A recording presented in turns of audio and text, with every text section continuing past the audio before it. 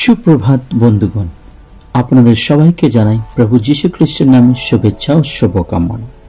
আসুন দেখি ঈশ্বর তার এই সুন্দর পবিত্র শাস্ত্র বাইবেল থেকে আজ আমাদের এই প্রাতকাল কি বলতে চান। আজ প্রাতকালীন অধ্যয়নের জন্য হিতোপদেশ তার 30 অধ্যায় 4 পদ পাঠ করি।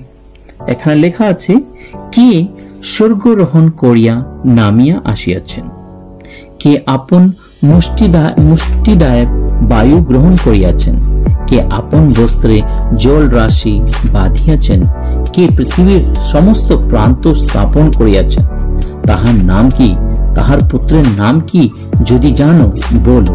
ঈশ্বর তার সুন্দর বাক্যে আমাদের সকলকে আশীর্বাদ যুক্ত করুন।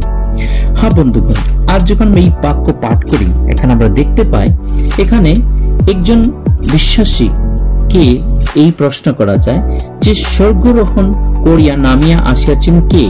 এখানে আমরা দেখতে পাই প্রায় কতগুলা কোয়েশ্চেন, এখানে কতগুলা প্রশ্ন আছে, যে প্রশ্ন আমাকে এবং আপনাকে করছে।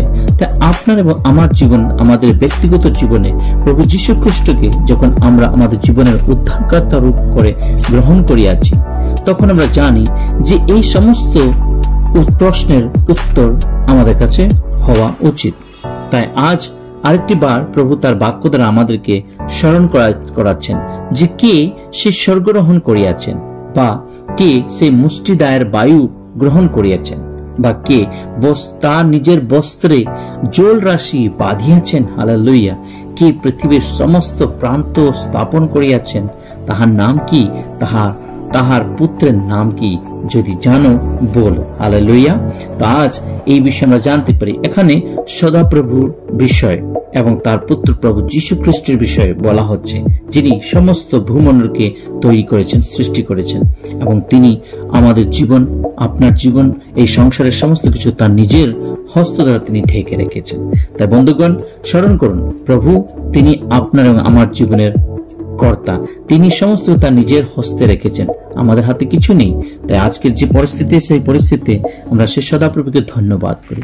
আসুন এই বাক্যর সাথে আজকের সকালকে প্রভুর হাতে সমর্পণ করে প্রার্থনা করি। পবিত্র বাহিনী সদাপ্রভু, তোমায় মহান ধন্যবাদ করি আজকের সুন্দর প্রাতকালের জন্য। আজকে দিনের ভার গ্রহণ করে আমাদের সকলকে তোমার হস্তটা তুমি ঢেকে রাখো।